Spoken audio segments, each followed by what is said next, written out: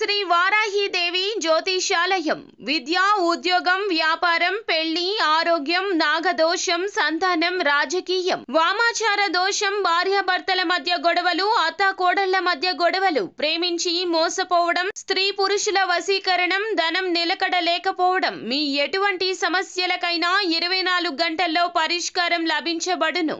Number 1 వశీకరణ specialist Pandit Pawan Namboodiri, Kerala తాంత్రిక గురువు గారు. Phone number 9043637512.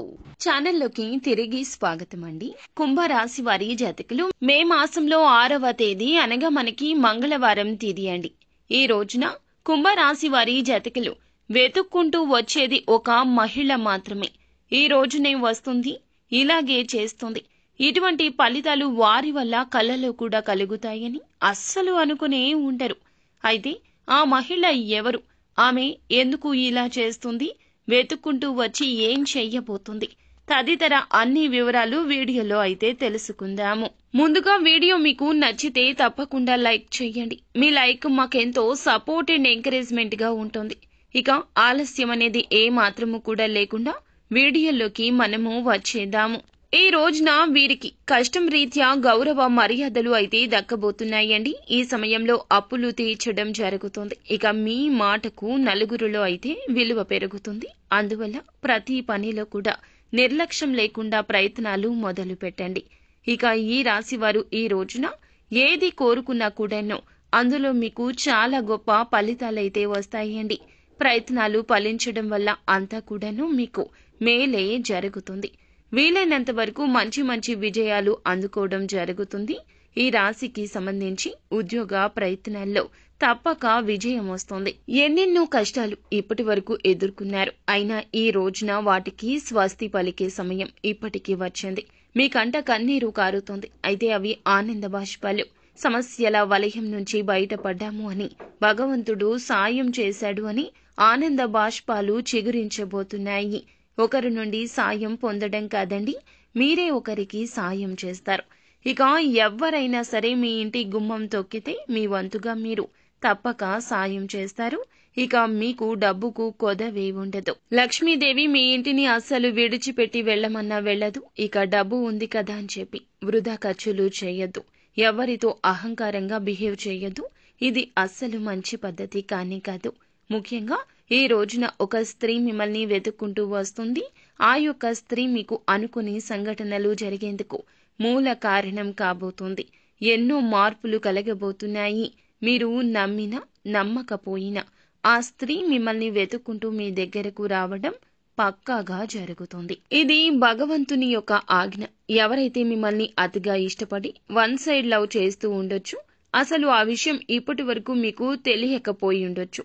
సిచ్యుయేషన్ ఏదైనా ఉంది అంటే దాన్ని బేస్ చేసుకుని ఆ అమ్మాయి ఎవరైతే ఉంటారో గాఢంగా మిమ్మల్ని ప్రేమించారండి, మీ దగ్గరకు వస్తారు, మీ యొక్క సమస్యకు అండగా నిలబడతారు, లేదా కష్టం రాకుండా మిమ్మల్ని కాపాడతారు. మీకు కష్టం వస్తే గనక ఆపన్న హస్తాన్ని అందిస్తారు. వారు మిమ్మల్ని అభిమానిస్తున్న వారి రూపంలో కూడా ఉండొచ్చు. మీలో ఉన్న టాలెంట్తో మీరు పైకి రావాలి అంటూ మీకు తగిన తోడ్పాటు అందించేందుకు ముందుకొచ్చారు. వారితో మీకు ఇదివరకు గొడవ కూడా జరిగి ఉండొచ్చు.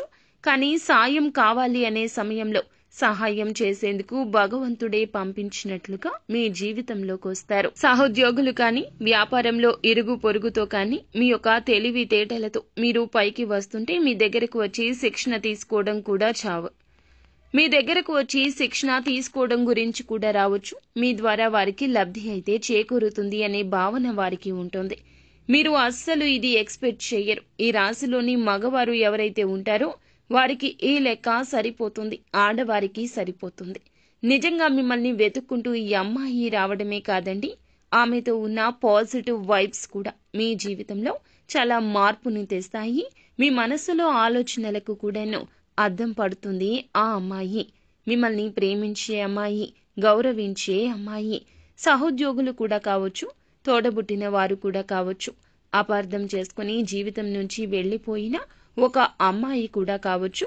పొరపాటు తెలుసుకుని జీవితంలోకి వచ్చిన ఆ మహిళను మీరు సాదరంగా ఆహ్వానించండి. తిరిగి వచ్చి క్షమాపణ తెలియచేయడమే కాకుండా తప్పు చేశాము అనే భావనతో సాయం చేయాలంటూ వస్తారు. వారి సాయాన్ని మీరు అనుకోకుండా అందుకుంటారు.